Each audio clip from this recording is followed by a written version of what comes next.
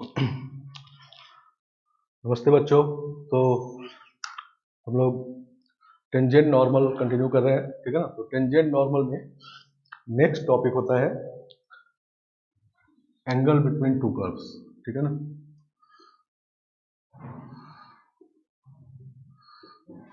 Angle between two curves,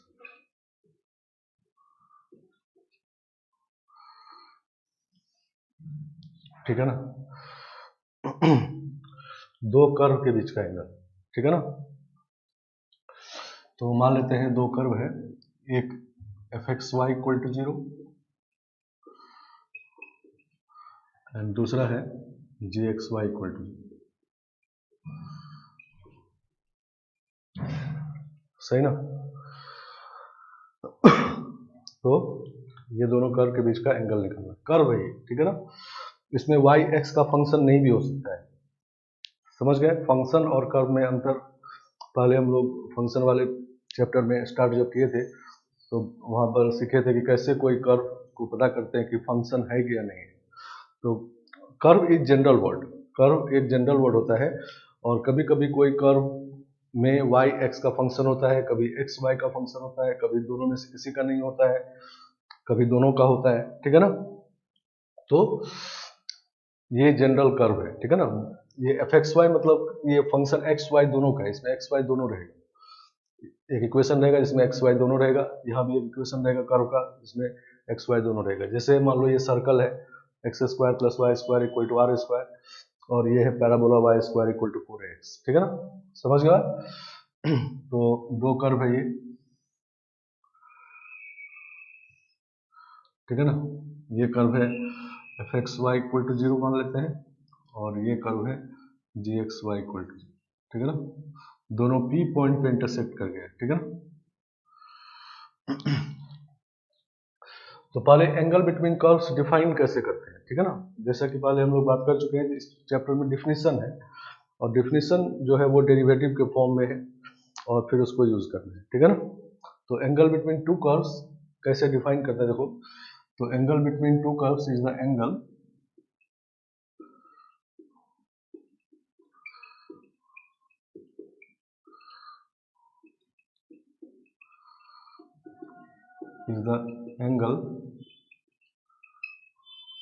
between their tangent angle between their tangent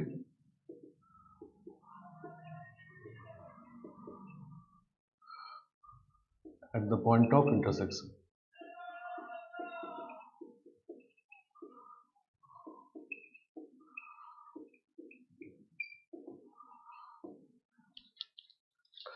समझ गए बात। ये एंगल बिटवीन टू कर्व्स का डेफिनेशन है।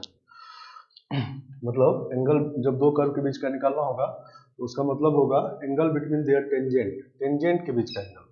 और कहां पर टेंजेंट, तो at the point of intersection, ठीक है ना। At the point of intersection, ठीक है ना। पॉइंट ऑफ इंटरसेक्शन पे दोनों कर्व पे टेंजेंट ड्रॉ करेंगे, नहीं, ये टेंजेंट ड्रॉ किए, और इसके बीच का एंगल निकाल दीजिए थीटा। तो this is angle between the curve, ठीक है ना। तो कुल मिला के बात यह है कि angle between curve is the angle between line, नहीं, दो कर्व के बीच का एंगल भी एंगल बिटवीन लाइन होता है, ठीक है ना। और लाइन के बीच का एंगल निकालना हम लोग जानते हैं। तो लाइन के बीच का एंगल कैसे निकालते हैं, तो दोनों का स्लोप अगर m1 m2 है तो हम लोग एंगल निकाल लेते हैं, नहीं। तो दो एंगल होता है लाइन के बीच का, एक तो ये एंगल है, एक ये भी एंगल है, ठीक है ना। तो हम लोग एक्यूट एंगल पहले निकाल लेते हैं और पाई माइनस थीटा करके दूसरा वाला निकाल लेते हैं, ठीक है ना। तो कुल मिला के बात ये है कि जब भी एंगल बिटवीन द कर्व्स का क्वेश्चन हो तो पहले पॉइंट ऑफ इंटरसेक्शन मान लेते हैं P x1 y1 है, नहीं, सही ना। तो इस पॉइंट पे दोनों कर्व पे टेंजेंट का स्लोप निकालेंगे, ठीक है ना। मतलब इस पॉइंट पे दोनों कर्व पे dy बाई डी एक्स निकालेंगे, ठीक है ना। तो ये d of f x y by d x, नहीं, निकालेंगे एट x1 y1,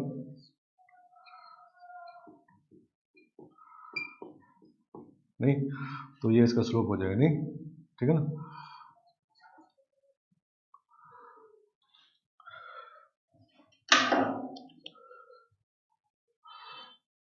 स्लोप इस लाइन का स्लोप है, ठीक है ना। इसको m1 कहते हैं और इस लाइन का स्लोप होगा कितना, d d x of g x y at x one y, ठीक है ना।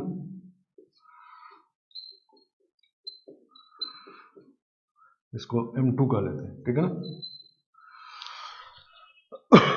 तो पॉइंट ऑफ इंटरसेक्शन अगर x1 y1 है तो x1 y1 के दोनों कर्व पे टेंजेंट का स्लोप निकालें। और टेंजेंट का स्लोप कैसे निकालते हैं ये बात पता है हम लोगों को, नहीं? dy बाई डी एक्स निकाल लेते हैं उस पॉइंट पर। तो टेंजेंट का स्लोप आ गया तो इसी लाइन के बीच का एंगल निकाल देंगे तो कर्व के बीच का एंगल आ जाएगा। तो थीटा इक्वल टू कितना होता है, tan inverse m1 minus m2 upon 1 plus m1 m2, ठीक है ना। ये एक्यूट एंगल देता है, नहीं? और ऑब्ट्यूज एंगल जो होगा पाई माइनस थीटा, ठीक है ना। थीटा इज एक्यूट, सही ना। और अगर m1 m2 माइनस वन हो जाए, नहीं, तो माइनस वन से ये 90 डिग्री हो जाएगा, नहीं? समझ गए आप? तो कहेंगे कर्व इज ऑर्थोगोनल, ठीक है ना। तो if m1 m2 is minus one,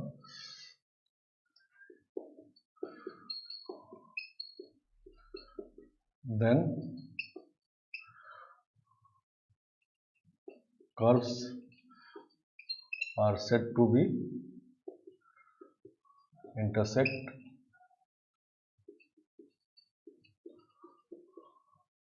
orthogonally, ठीक है ना। तो उस केस में ये समझेंगे कि कर्व ऑर्थोगोनली इंटरसेक्ट कर रहे हैं। आगे बात समझ में। तो एंगल बिटवीन टू कर्व्स निकालने का ये तरीका होगा, समझ गया। तो अब कैसे क्वेश्चन अप्रोच करेंगे, पहले तो क्या क्या करना है, फर्स्ट स्टेप सेकंड स्टेप, जिससे लेंदी नहीं हो, जल्दी सॉल्व हो जाए, ठीक है ना। तो पहले हम लोग को दो कर्व मिलेगा तो हम लोग पहले इंटरसेक्शन पॉइंट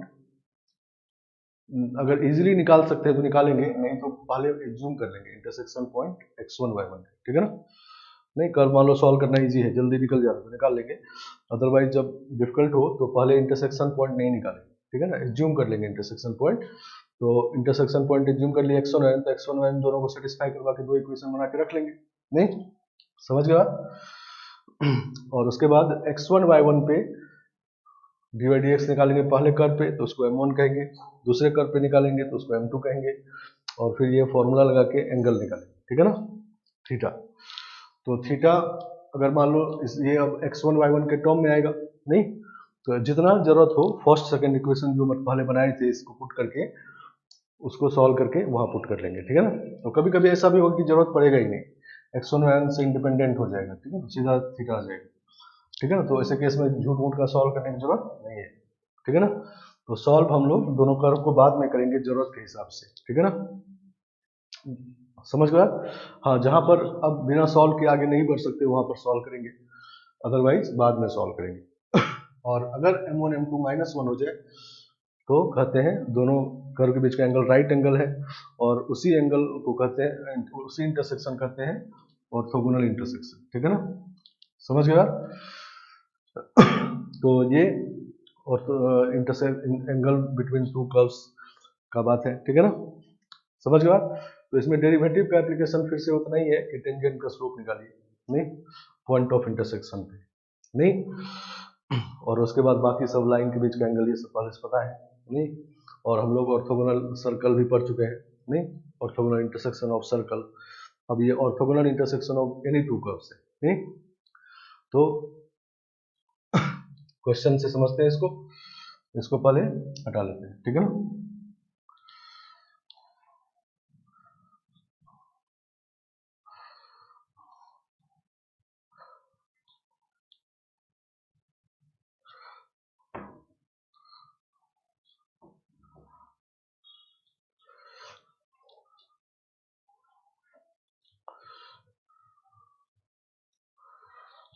चलो क्वेश्चन लिखते हैं इधर, find angle between the curve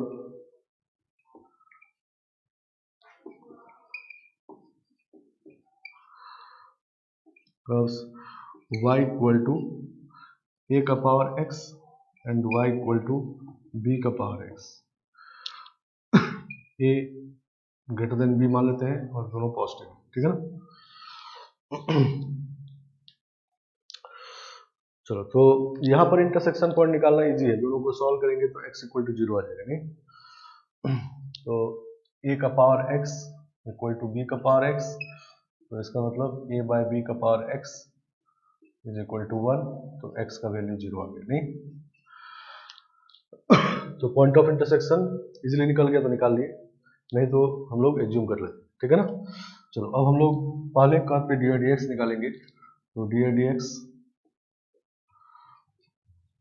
ए का पावर x log a, तो डी डी एक्स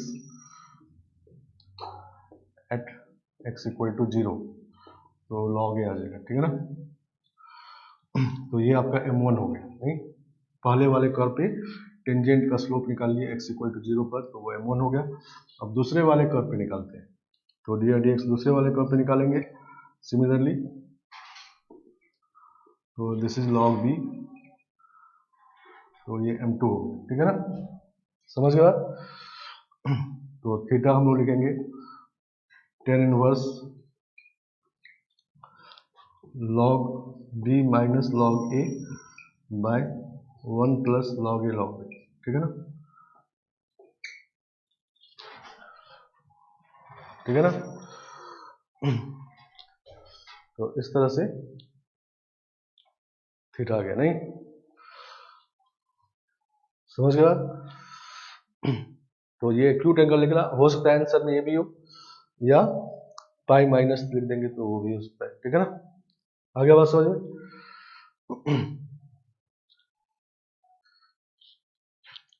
चलो तो इसको हटाते हैं।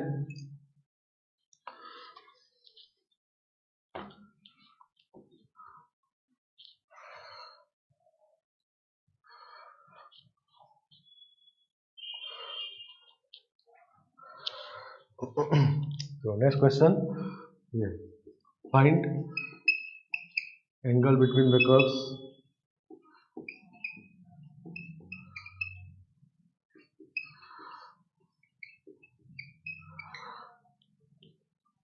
y equal to mod of x square minus 4 and y equal to mod of x square minus 3। इसके दोनों के बीच का एंगल निकालना है, ठीक है ना।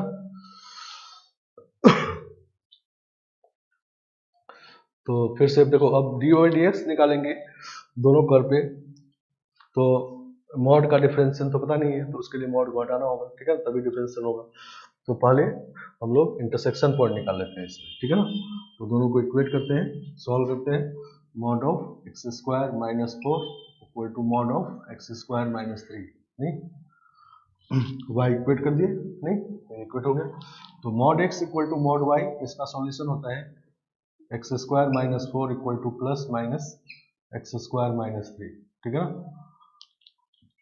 Mod x equal to mod y, तो x equal to plus minus y, सही ना। तो प्लस वाले को जब लेंगे तो कोई सॉल्यूशन नहीं मिलेगा, एक्स स्क्वायर कैंसिल हो जाएगा, नहीं। तो minus 4 equal to minus 3, no solution. Minus वाला जब लेंगे तब ये होगा 2x स्क्वायर इक्वल टू 7 1 आ जाएगा, ठीक है ना। तो एक्स स्क्वायर इक्वल टू 1/2, तो x का वैल्यू प्लस माइनस 1/2, नहीं, ये आ गया, ठीक है ना। तो एक्स स्क्वायर का वैल्यू 1/2, तो x का 2 वैल्यू आ गया, नहीं। इवन फंक्शन है दोनों, नहीं। तो एक बार इंटरसेक्ट करेगा, अगर पॉजिटिव एक्स में तो नेगेटिव में भी करेगा, नहीं। तो प्लस 1/2 अगर इंटरसेक्ट किया तो माइनस में भी जरूर करेगा, ठीक है ना। चलो तो एक्स स्क्वायर का वैल्यू जब 1/2 रखेंगे तो ये निगेटिव आएगा, नहीं। एक्स स्क्वायर को 1/2 रख दो तो निगेटिव आएगा, ये भी निगेटिव आएगा, तो निगेटिव के साथ ओपन हो जाएगा, नहीं। तो हमारा ग्राफ अब ऐसा हो जाएगा 4 माइनस एक्स स्क्वायर और 3 माइनस एक्स स्क्वायर, ठीक है ना, एक्स स्क्वायर इक्वल टू 1/2 से नहीं, क्योंकि हम लोगों को इसको डिफ्रेंशिएट करना है कहाँ पर, जहां पर इंटरसेक्शन हुआ, और जहां पर इंटरसेक्शन हुआ वहां पर एक्स स्क्वायर 1/2 है, एक्स स्क्वायर जब 1/2 है तो निगेटिव के साथ दोनों ओपन हो जाएगा, नहीं सही ना। तो अब डी वाई डी एक्स निकालते हैं, तो डी वाई डी एक्स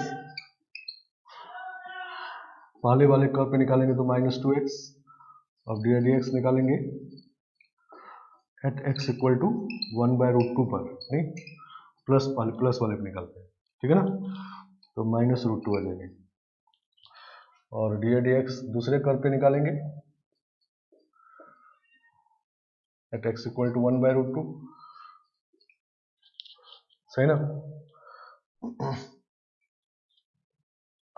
तो दूसरे वाले कर्व पे निकालेंगे तो इसका भी यही आएगा -2x, नहीं तो -√2, ठीक है ना।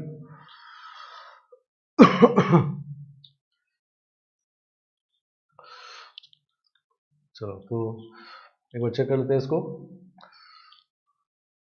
ये इंटरसेक्शन पॉइंट प्लस वाला तो नो सॉल्यूशन, माइनस वाले में इधर +3 और 4 7 आ जाएगा, ठीक है ना, 7 है, सॉरी 7 है, तो ±√7/2 हो जाएगा, ठीक है ना।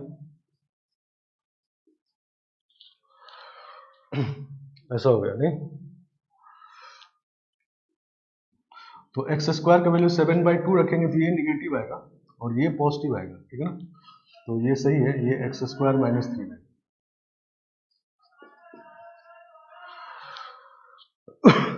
सही ना, तो मिस्टेक हो गया था, एक्स स्क्वायर 7/2 रखेंगे तो एक्स स्क्वायर 3.5 है, तो -4 करेंगे तो निगेटिव होगा, तो ये निगेटिव के साथ खुला 4 माइनस एक्स स्क्वायर हो गया, और इसमें 3.5 रखेंगे तो पॉजिटिव आएगा, नहीं तो ये पॉजिटिव के साथ खुला, तो पहले वाले को डिफ्रेंशिएट करेंगे और x इक्वल टू +√7/2 रखते हैं, तो ये आ जाएगा √7/2 रखेंगे तो -√14 आ जाएगा, ठीक है ना, और ये भी √7/2 पे निकालेंगे, तो इस बार इसको डिफ्रेंशिएट करेंगे तो ये 2x आएगा, नहीं -2x नहीं है, तो 2 इंटू √7/2, नहीं तो √14 आ गया, तो ये m2 है और ये m1 है, m1 है, नहीं तो थीटा वाला फॉर्मूला लगाते हैं, तो theta equal to tan inverse -√14 नहीं m1 minus m2, m1 minus में था, m2 ये प्लस में है, अपॉन 1 प्लस m1 m2, तो -14 आ जाएगा, ठीक है ना, तो ये हो जाएगा tan इनवर्स 2√14/13, ठीक है ना,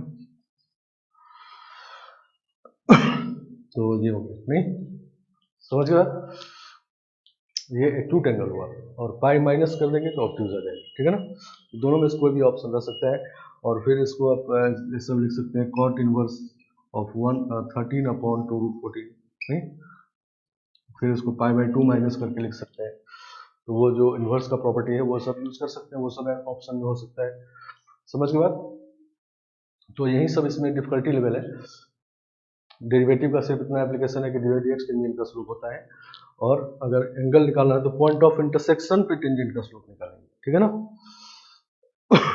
और फिर वही डिफिकल्टी लेवल है कि मॉड हटाना है इसमें, तो मॉड पूरा नहीं हटाएंगे, पूरे में सॉल्व, क्योंकि जहां पर हमको स्लोप निकालना है सिर्फ वहां पर हटाना है, तो पहले इंटरसेक्शन पॉइंट निकाल लिए, तो एक्स स्क्वायर का वैल्यू 7/2 आ गया, तो 7/2 आने का मतलब है कि ये निगेटिव के साथ खुलेगा, ये पॉजिटिव के साथ खुलेगा, और फिर दोनों कर्व पे टेंजेंट का स्लोप निकालिए इस पॉइंट पर, नहीं पहले हम लोग प्लस पे निकाले हैं, तो प्लस पे ये एंगल आ गया, तो इवन फंक्शन है तो माइनस पे भी यही एंगल होगा, नहीं अगर -√7/2 रखेंगे तब भी मॉड लगा हुआ है तो वही वाला बात होगा, नहीं सही ना, तो दोनों पॉइंट पे सेम एंगल होगा, ठीक है ना,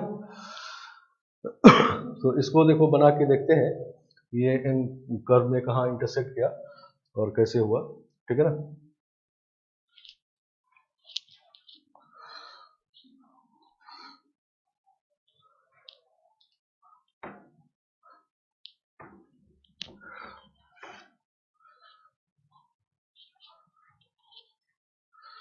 चलो y पहले y equal to x square minus 4 बनाते हैं, ठीक है ना। तो ये अपवर्ड पैराबोला है, वर्टेक्स इसका निकालेंगे तो आ जाएगा 0, -4, ठीक है ना।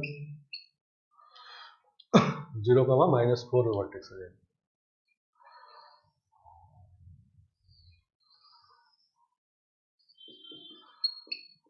अब इसमें fx वाला मॉड है, fx वाला मॉड लेने से क्या होता है, तो ये ऊपर चला जाएगा, नहीं नीचे वाला पार्ट ऊपर चला जाएगा, ऐसा हो जाएगा, ठीक है ना। 0,4 और फिर नीचे वाले को हटा देंगे, ठीक है ना। तो ये ग्राफ हो गया इसका, और जब y को आप 0 करेंगे तो x का वैल्यू -2 और 2 आएगा, ठीक है ना। चलो दूसरा ग्राफ जो है y equal to x square -3, इसका वर्टेक्स है 0, -3, नहीं -b/2 या -d/4 निकाल लेंगे। तो 0, -3 मतलब ऐसे है, नहीं, और फिर इसको ऊपर करेंगे तो ऐसे हो जाएगा, ठीक है ना, सही ना। fx वाला मॉड लगाएंगे तो ये 0,3 पर जाएगा, नहीं, तो इस पे इसी एक्सिस पे जो बनाएंगे तो ऐसा बनेंगे 0,3 और ये -√3, ये √3, ठीक है ना। तो इंटरसेक्शन पॉइंट ये निकला है, ठीक है ना। नहीं, x का वैल्यू आया है x स्क्वायर, x का वैल्यू √7/2, मतलब ये पॉइंट है, ठीक है ना, समझ गया।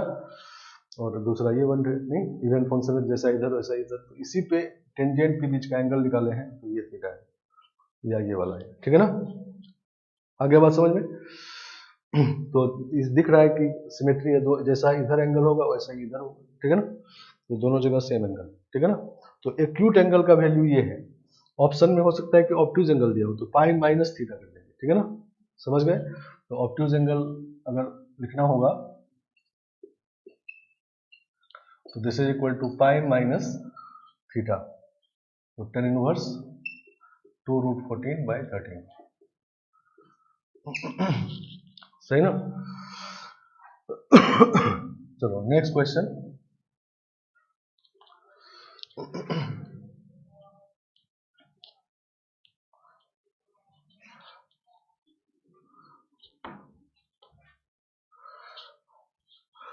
Find angle between the curves x square plus Y square equal to 5, circle है ये, and y equal to greatest mirror of mod of sine x plus mod of cos x.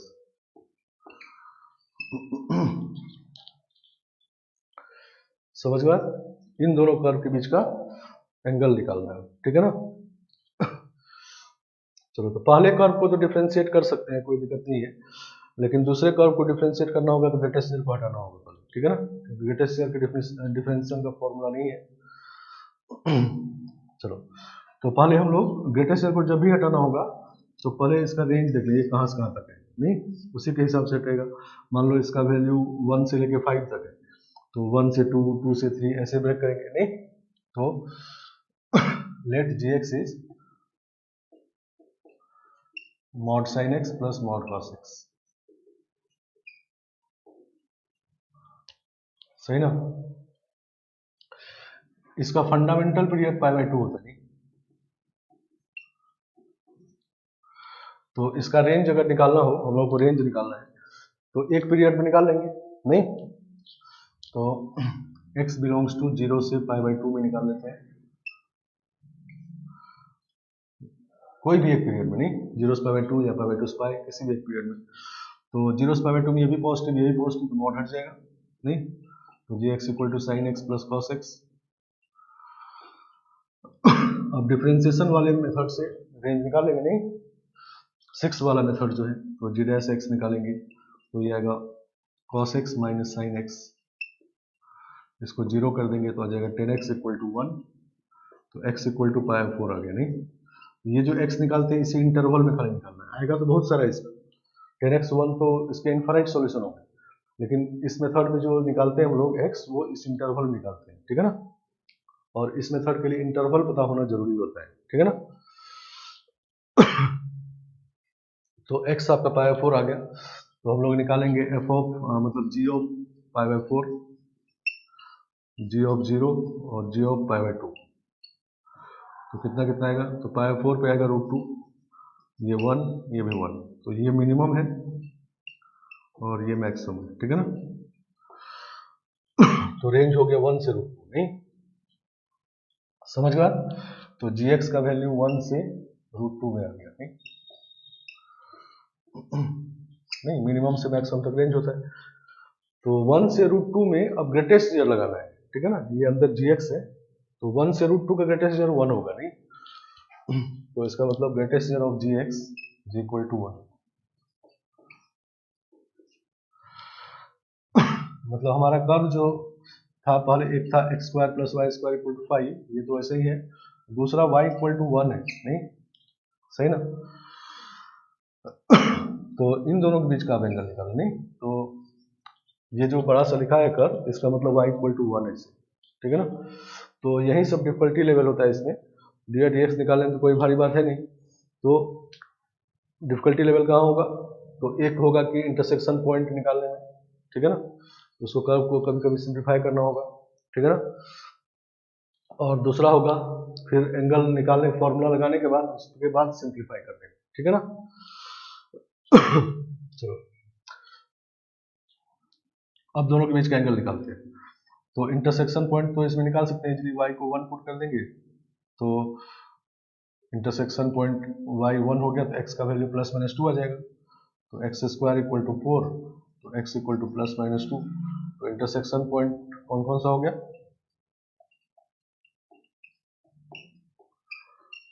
एक हो गया -2, 1 और एक हो गया -2, 1। इवन फंक्शन है, ठीक है, समझ में। दोनों इवन फंक्शन है इस बार फिर से। तो ऐसा ऐसा बात हो गया, ठीक है ना। मतलब पहला वाला जो कर्व है वो अभी फंक्शन है नहीं, लेकिन जब बनाएंगे तो इवन फंक्शन आएगा, ठीक है ना।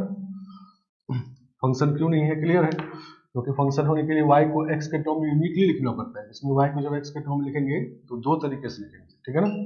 तो ये x का फंक्शन नहीं है अभी, लेकिन जब फंक्शन बनाएंगे तो दो फंक्शन बनेगा, तो वो दोनों इवन फंक्शन होंगे, ठीक है ना।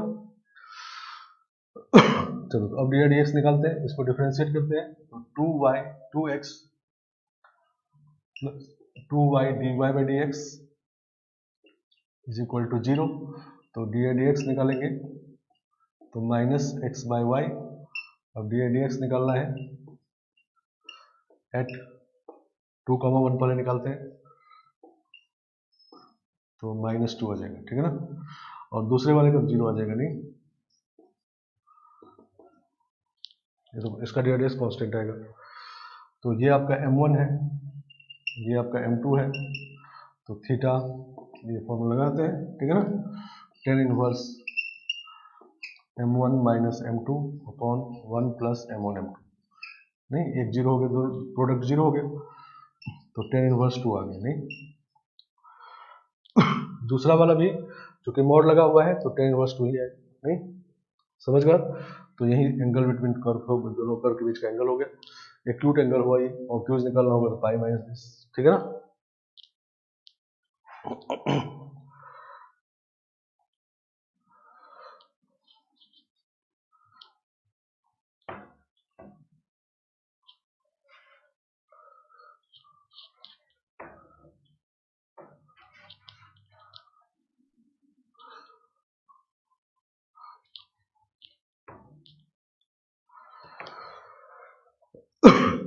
So next question,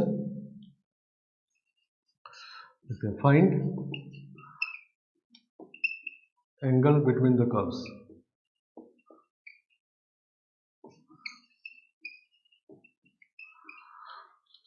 Find angle between the curves.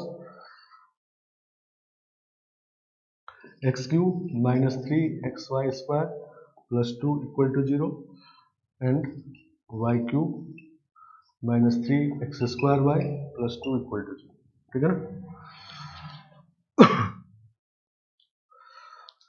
समझ गया?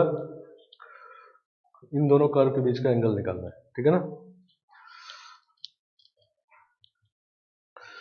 तो अब देखो ये कर्व थोड़ा बड़ा है, क्यूबिक कर्व है, तो इसका इंटरसेक्शन पॉइंट पहले नहीं निकालते, ठीक है ना। तो हम लोग इंटरसेक्शन पॉइंट एज्यूम कर लेते हैं। Let point of intersection is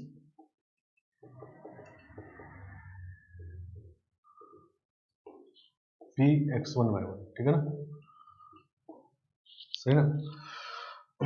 तो दोनों को सेटिस्फाई करेगा, तो सेटिस्फाई कर लेते हैं। तो x1 cube minus 3x1 y1 square plus 2 equal to 0, ये पहला इक्वेशन।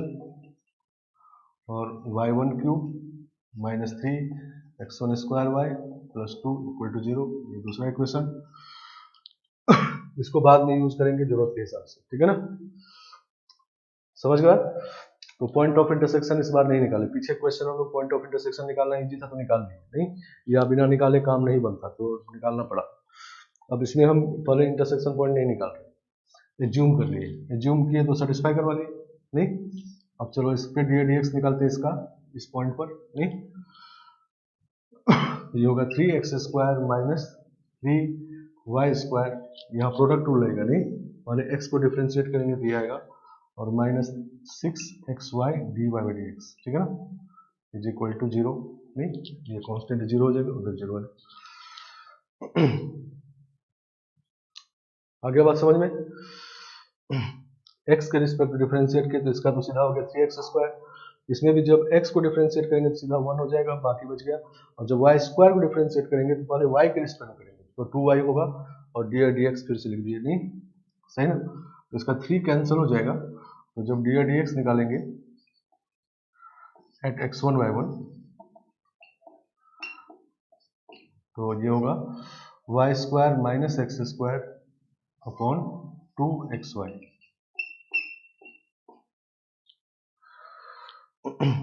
तो दिस इज m1, ठीक है ना।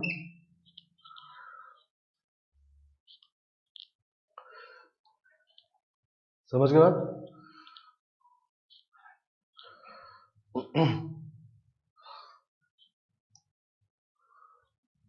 तो ये बात है, ठीक है ना। तो फर्स्ट कर्व पे टेंजेंट का स्लोप आ गया। अब इसी तरह से सेकंड कर्व पे निकालते हैं, नहीं, सेकंड कर्व इंटरसेक्शन पॉइंट है तो ये पॉइंट से पास कर रहा है, इस पॉइंट पे dx निकालेंगे, तो डिफरेंशिएट करते हैं। y क्यूब को जब डिफरेंशिएट करेंगे x के रिस्पेक्ट में तो 3y स्क्वायर dx होगा, माइनस इसमें जब x के रिस्पेक्ट करेंगे तो 1 हो जाएगा, तो माइनस 3y स्क्वायर आएगा, और minus 6xy dx equal to 0, नहीं, ऐसा हो जाएगा। समझ गया।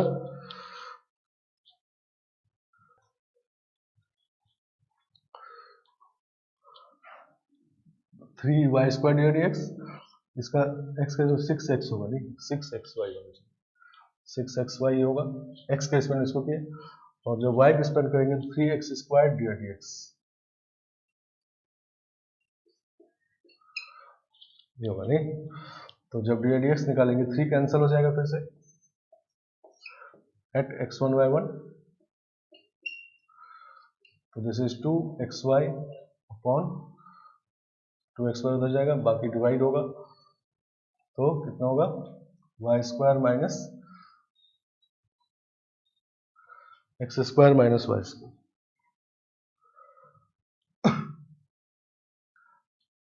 ये उधर चला गया, 2 बच गया यहाँ पर 2xy upon y square minus x square x1 y1 पे निकाल रहे, ठीक है ना।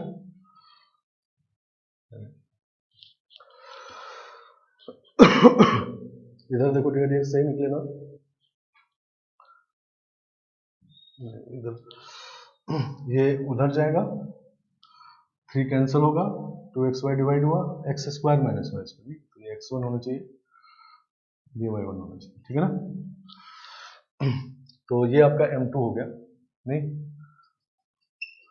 तो देखो ये m2 है और ये वाला m1 है, नहीं। तो दोनों का जब प्रोडक्ट करेंगे तो कैंसिल हो जाएगा, नीचे वाला ये भी कैंसिल हो जाएगा, तो m1 m2 -1 आ जाएगा।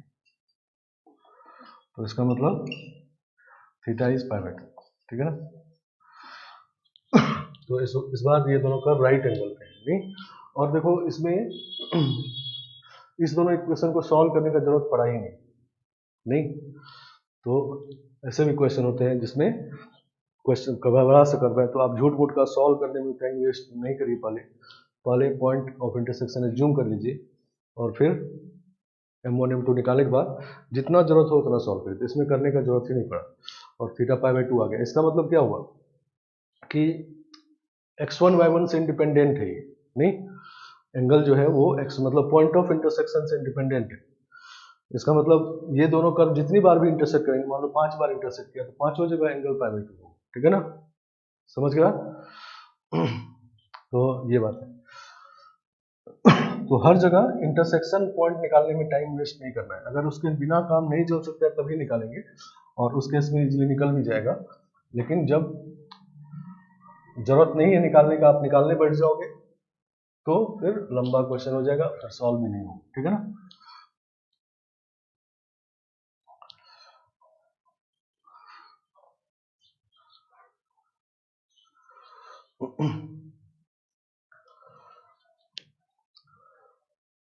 चलो तो नेक्स्ट क्वेश्चन है फाइंड एंगल। इस तरह से क्वेश्चन लिखते हैं इसको।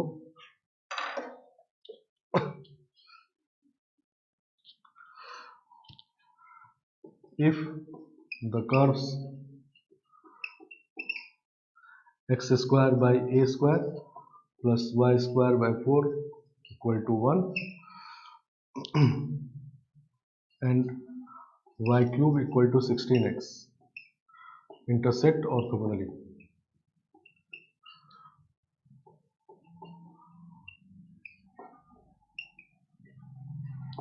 then find a का वैल्यू बताना है, ठीक है ना।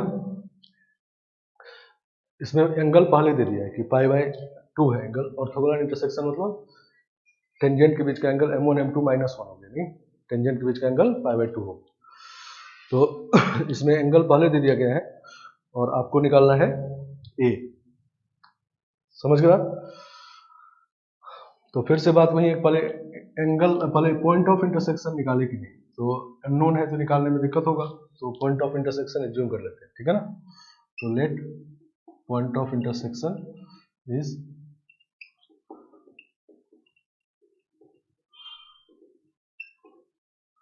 p x1 y1, ठीक है ना। अच्छा ये बात हम बार बार लिख रहे हैं, ठीक है ना, ये जरूर लिखना है, ठीक है ना, नहीं तो अच्छे क्वेश्चन में दिक्कत हो सकता है, ठीक है ना। तो x1 square by a square plus y1 square by 4 equal to 1, ठीक है ना, और y1 cube equal to 16x1, ठीक है ना। तो ये दोनों इक्वेशन बन गया, इसको बाद में यूज करेंगे, ठीक है ना। अब फिर से इस कर्व पे डी एक्स निकालते हैं, इस पॉइंट पे, नहीं। तो डिफरेंशिएट करते हैं इसको, तो 2x by a square plus 2y dy by d x by 4 is equal to 0, नहीं। तो 2 कैंसिल हो गए, नहीं। तो डी एक्स निकालेंगे तो ये उधर जाएगा, तो minus x by a square और इससे डिवाइड होगा अपॉन y बाई 4, सही ना। तो डी एक्स जब निकालेंगे एट x1 y1, तो this is minus 4x1 by a square y1, नहीं। ये m1 हो गया, नहीं। आ गया समझ में, ये m1 आ गया। अब दूसरे वाले कर्व को डिफरेंशिएट करते हैं। दूसरा वाला कर्व ये है, तो 3y square dy by d x is equal to 16, x का वैल्यू, x का डिफरेंशियल 1 हो गया, नहीं। चलो तो d x equal to at x1 y निकालते हैं, कितना होगा 16 बाई 3y1 स्क्वायर, नहीं, m2 हो गया। अब क्वेश्चन में कहा गया कि दोनों कर्व ऑर्थोगोनली इंटरसेक्ट कर रहे हैं, ठीक है ना।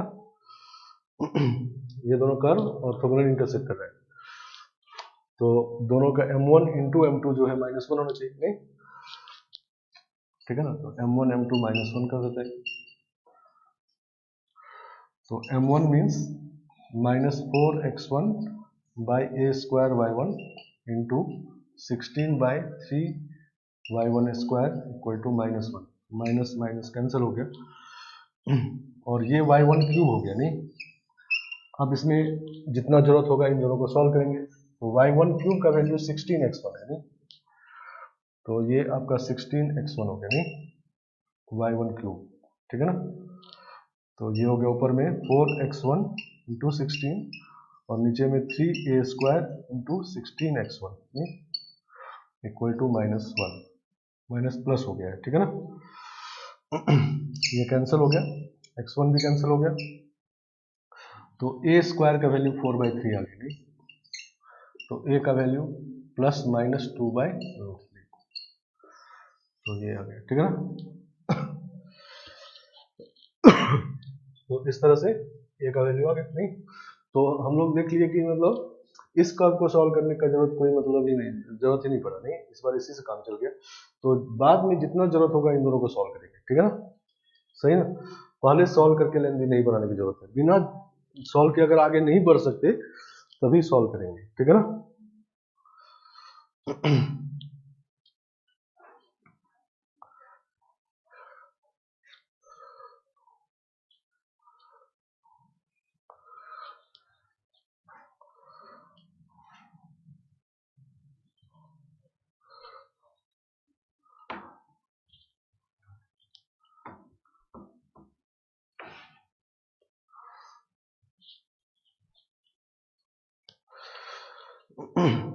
चलो, if the curves ax square plus by square equal to 1 and cx square plus dy square equal to 1 intersect orthogonally,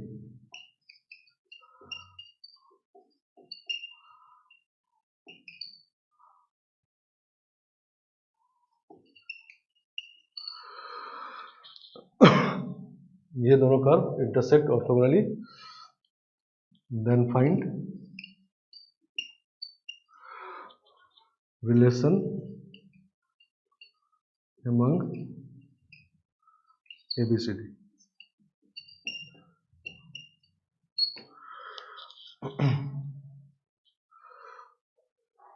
ABCD में क्या रिलेशन होगा, ABCD में क्या रिलेशन होगा कि ये दोनों कर्व ऑर्थोगोनली इंटरसेक्ट करेंगे, ठीक है ना, समझ गया। ये हमारा क्वेश्चन है इसमें। तो ये भी पहले जैसा ही है, ठीक है ना। इसमें भी पहले पॉइंट ऑफ इंटरसेक्शन हम लोग नहीं निकालते हैं, पहले पॉइंट ऑफ इंटरसेक्शन एज्यूम कर लेते हैं Px1y1, ठीक है ना, और दोनों को सेटिस्फाई करवा के क्वेश्चन बनाते हैं।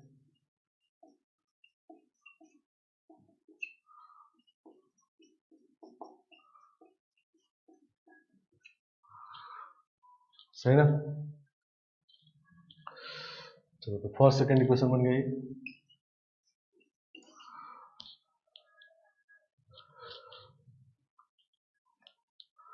ठीक है। अब हम लोगों को पीछे ऑर्थोगोनल इंटरसेक्शन दिया है, मतलब पॉइंट ऑफ इंटरसेक्शन एज्यूम कर लेते हैं। तो इस पॉइंट पे दोनों पे टेंजेंट का स्लोप निकालेंगे, मतलब डी dx निकालेंगे, और वही m1 m2 होगा, प्रोडक्ट -1 कर देना है, ठीक है ना, जैसे हम लोग पीछे की।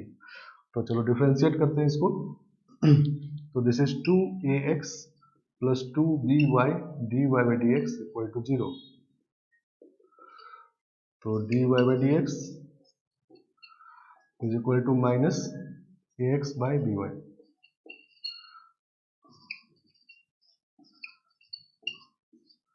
एट x1 y1, ठीक है ना,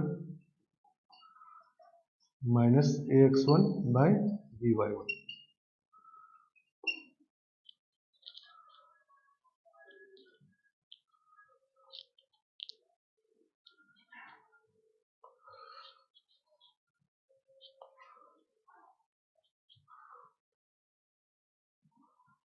समझ गया?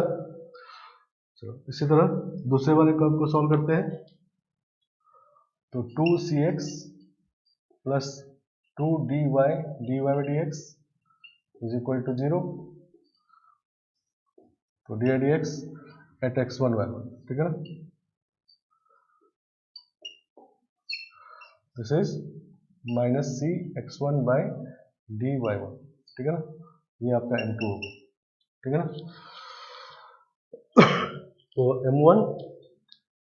m1 मीन्स पहले वाले कर्व पे टेंजेंट का स्लोप पॉइंट ऑफ इंटरसेक्शन पे, m2 मतलब दूसरे वाले कर्व पे टेंजेंट का स्लोप पॉइंट ऑफ इंटरसेक्शन पे। तो ऑर्थोगोनली इंटरसेक्ट कर रहा है कर्व, m1 m2 -1 हो जाएगा, ठीक है ना। तो m1 m2 -1 कर देना है, सही ना। तो minus a x one upon d y one into minus c x one upon d y one is equal to -1। तो ये माइनस माइनस प्लस हो गया, ये बचा हुआ आगे नहीं, तो ये हो गया A C by B D equal to minus y1 square by x1 square, ठीक है ना। y1 स्क्वायर उधर चला गया, x1 स्क्वायर नीचे आ गया, नहीं तो ऐसा बन गया।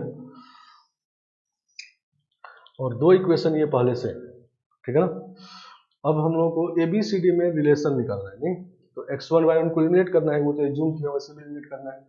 तो यहाँ से सॉल्व करके x1 square by y1 square value निकाल के यहाँ पुट कर देते हैं, ठीक है ना।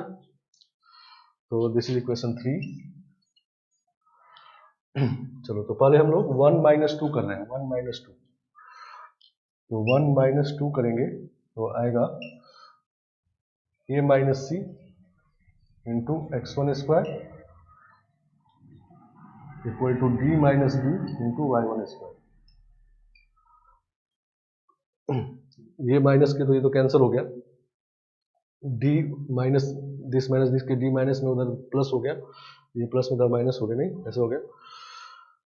तो y1 square by x1 square का वैल्यू यहाँ रखते हैं, तो फ्रॉम 3, ठीक है ना। अब इसको हटा देना,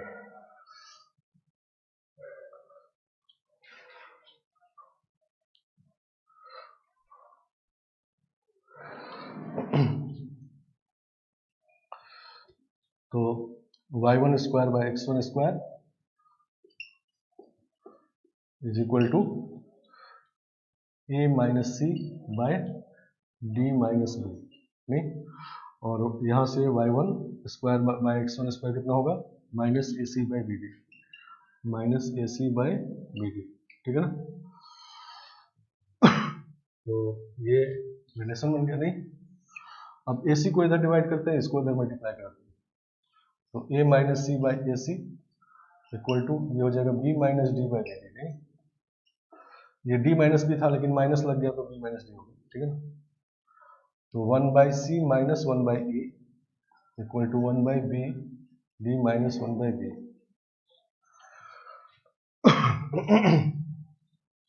सही ना, ऐसा हो गया। तो 1 by b plus 1 by c equal to 1 by a plus 1 by d, सही ना। ये रिलेशन होता है, ठीक है ना।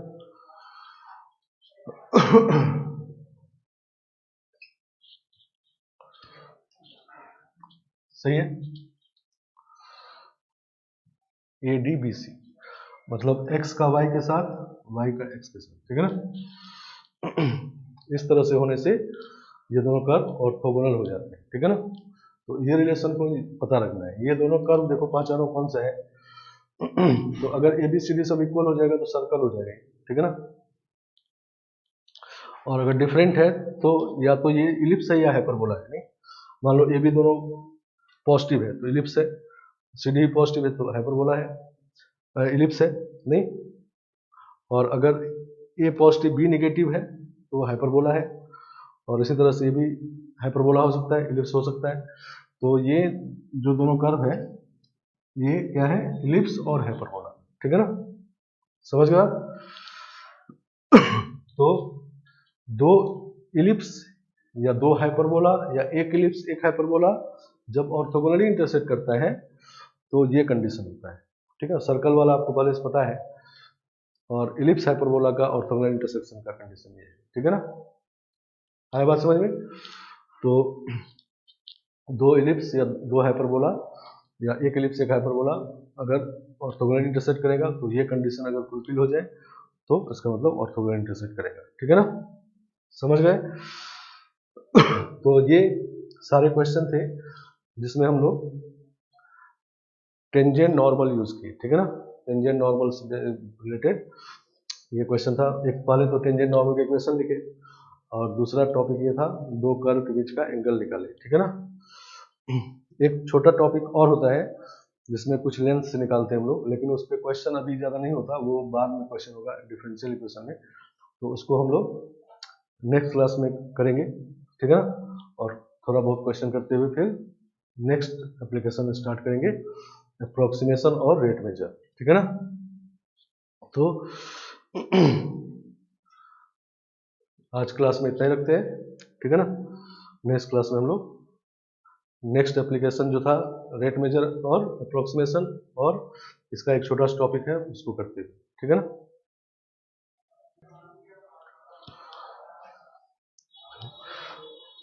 तो यहाँ पर डी होना चाहिए, ठीक है ना, ठीक है आगे, ठीक है, तो इसी में भी डी लिखे, ठीक है ना, तो ये सही है।